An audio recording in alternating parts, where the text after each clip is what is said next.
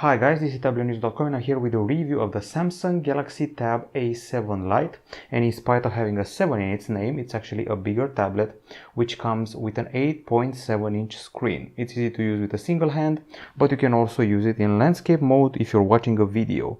This device is affordable. It comes with a budget setup and entry-level specs. It's priced at around $200 or even below $200 in some countries, and it comes in 4G and Wi-Fi versions. Now we have the 4G version here, and it's time for the review. We're dealing with a budget slate. As I mentioned before, it's affordable and it's meant obviously for your school and education needs, as well as some work from home. Now, of course, we're going to discuss the design first and foremost. The tablet has an elongated format. As you can see, it seems more oriented towards portrait usage, but landscape is also fine on account of the fact you get enough room on these sides to put your fingers on. Now, other things we're mentioning, we have a metal body here, which is very well built. It's a sturdy device. We have plastic caps at the top and bottom to allow connectivity, and we have comfy buttons here, power and volume. The device is quite grippy. It's easily used with a single hand if you're going to be doing some e-reading or browsing or whatever. But when it comes the time to watch a video, you can definitely use it like this with zero problem. So comfy, well built, measures 8mm in thickness and weighs a decent 371 grams, and I would say it's just fine. Now when it comes to the screen, we're dealing here with a TFT panel, 8.7-inch, a resolution of 1340 over 800 pixels. The bezel size, I would call it okay. And when it comes to the test, we have here YouTube, a test clip to show you. Okay, so that's what a video looks like on this panel here. The symmetry is pretty fine. The colors look nice indoors, but in the moment you tilt the tablet, the image goes quite a bit gray and you're losing some of the vivacity of the colors. So definitely underwhelming view angles. The brightness is okay just indoors. Any trace of sun outside and you will not see any more content on it on account of the contrast being rather weak.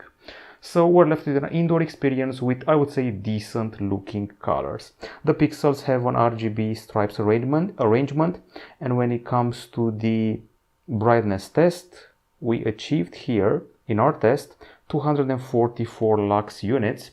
It's a pretty low result, I'll admit it. Usually we require on our other tests, we also test phones. Usually you require 400 lux to make the device really viable. Anyway, you get the idea. Could have been more impressive. Actually, it's about half the result achieved 8 years ago with the Nexus 7. But if you're indoors, it's fine. And we're actually close to the value of the Galaxy Tab A7 10.4, which is only 6 lux above this model here. So if you don't believe me, you can actually check it out. So we can place this plus.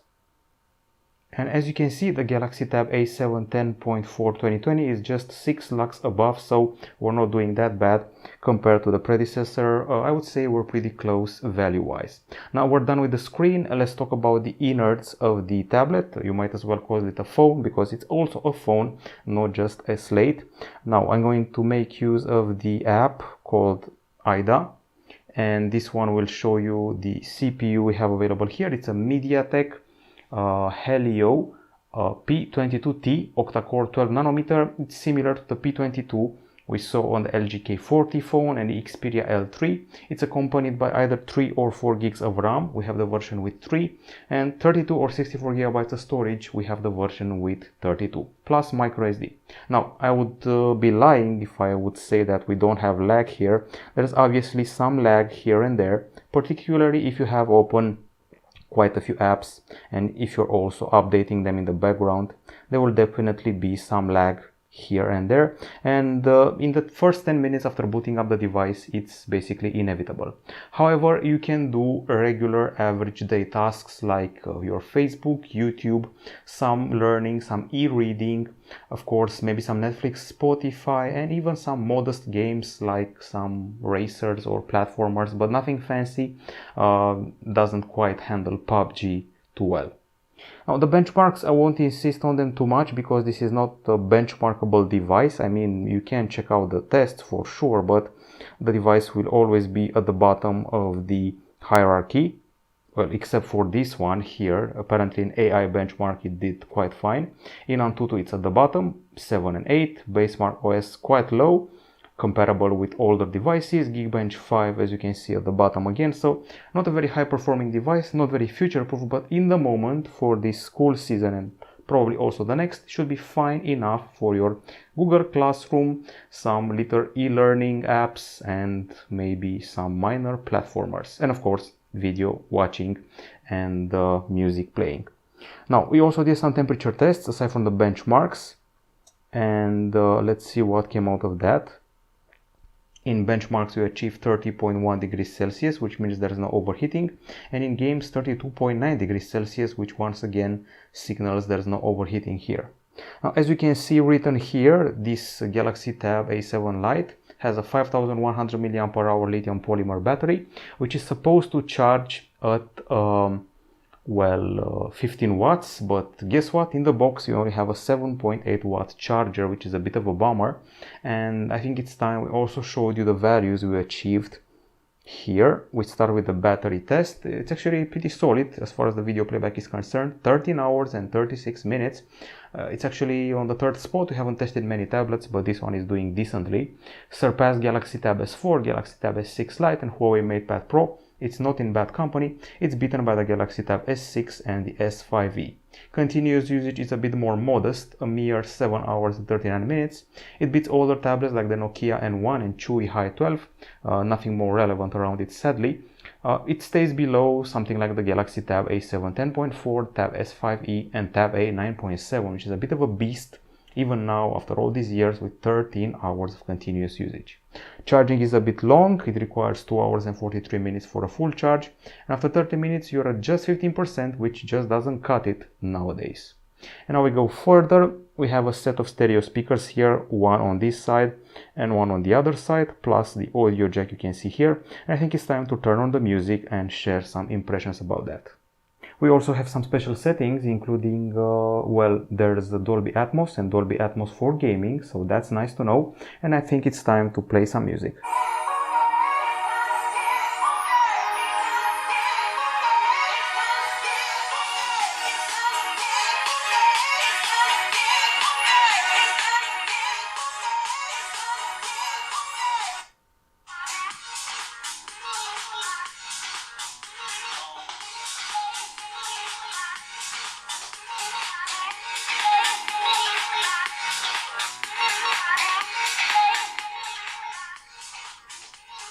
Okay, so a bunch of conclusions. Not the loudest in the world, but I'm pretty satisfied by the high notes, by the voices.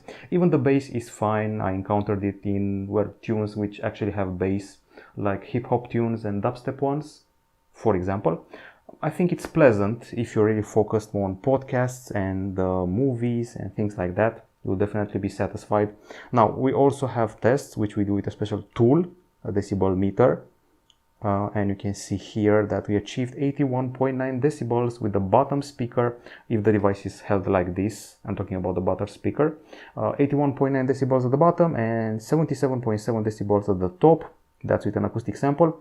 Definitely a more impressive bottom speaker. So once again, bottom speaker 81 and top speaker 77.7. So this one is actually more powerful. And with this result here, we surpassed older tablets like the Asus PhonePad 7, Xiaomi Mi Pad 2, but we stayed below 30 other tablets we've tested, which is not flattering. In games, another unflattering result, 87.1 decibels. Here we require at least 100 decibels when we're testing phones on our sister side GSM Dome. So a bit underwhelming as far as the volume is concerned, but once again I'm happy with the calibration. There's enough bass, high notes and voices to go around. Now when it comes to the camera, I never insist too much on it on tablets, and here at the front we have a 2 megapixel shooter, while at the back side we have an 8 megapixel camera without an LED flash and with full HD video, which, just so you know, it's there to be there. Options include portrait, photo, video, pro mode, panorama, food and hyperlapse. Even HDR is here, and we have a bunch of shots which I was actually reluctant to pull off. They're taken in the balcony just in time to finish the review, and I would say if you're an elderly person getting bored in the house, these are good enough for you to post on Facebook, or if you're a young child just getting to know the grips with modern devices, this should be enough for you. It's definitely not a landmark as far as tablets are concerned. I've seen 5-year-old tablets 5 years ago taking better shots, but for a budget slate, they're actually not that bad. The highlights here are probably the colors and also the focus. These are the selfies with a 2 megapixel camera. I mean, that's about as good a shot a 2 megapixel camera can deliver nowadays. And well, that's about it. That's all I can say here. About as good as a budget phone from 2 years ago. That's the core conclusion. We also have a full HD video or two, but it's not exactly impressive. This is what it looks like. Just full HD, not many details. Bit overexposed, definitely shaky. And that's that camera wise.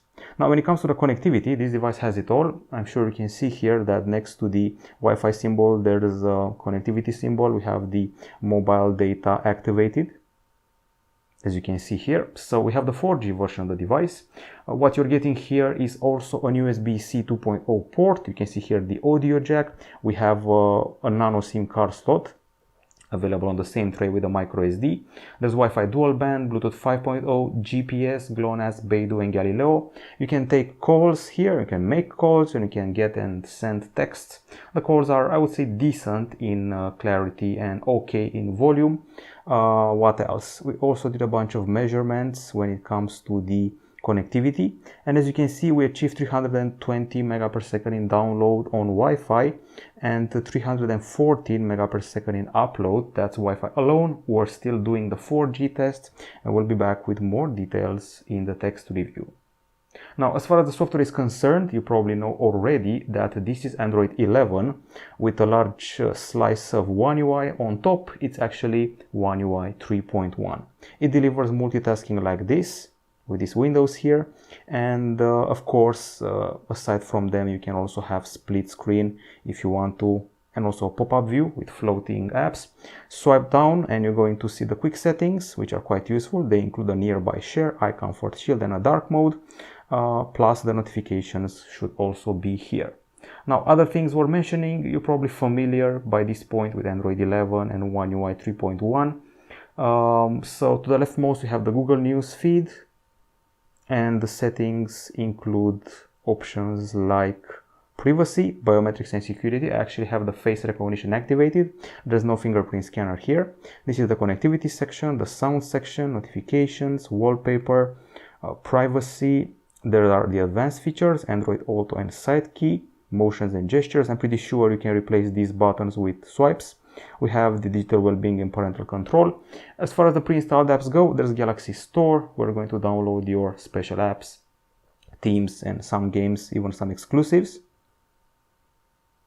Then we have the Samsung Notes for your note-taking needs. There's Netflix if you want to have some fun, and also Spotify. Here we have the Samsung Suite with voice recorder, contacts, members, flow, and messages. Google Suite with all the famous names you already know. And Microsoft, including Office, OneDrive, and Outlook. Always useful to work. Samsung Notes I already mentioned. My Files is your file manager. And then we have the Google Classroom, which is also present here and may be very useful if you want to connect teachers and students together. Of course, you can easily install your Zoom, WebEx, or other apps for remote work. And helping you with these remote things and working and classroom, there's this keyboard which I actually presented in the unboxing.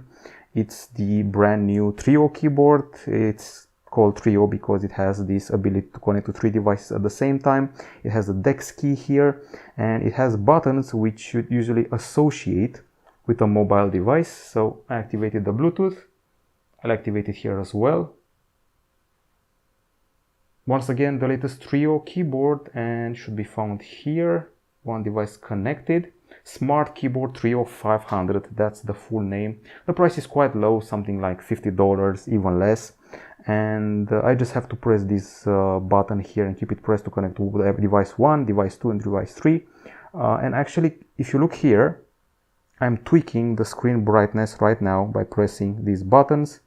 And I can also do things like go to the app drawer, activate the recents, go home, and of course, if need be, I can also start typing the address of our website. Okay, so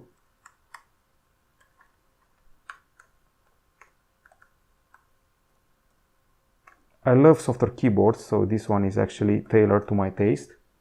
I actually dig a lot the laptop keyboards, and this is actually quite comfortable, easy to pack with you in your school bag, even your purse, I would say. So that's quite nice, and the battery lasts so long. Actually never charged it, maybe not even once, so that's pretty impressive. So all in all, this has been the review of the Samsung Galaxy Tab A7 Lite 2021 4G edition. I would say a bit of a small workhorse and a tool for your education needs. We're at the end of the review, which means we have the pros and cons, and let's start with the pros. Now, it's a cheap device, it's got 4G, it's got a decent battery and okay build.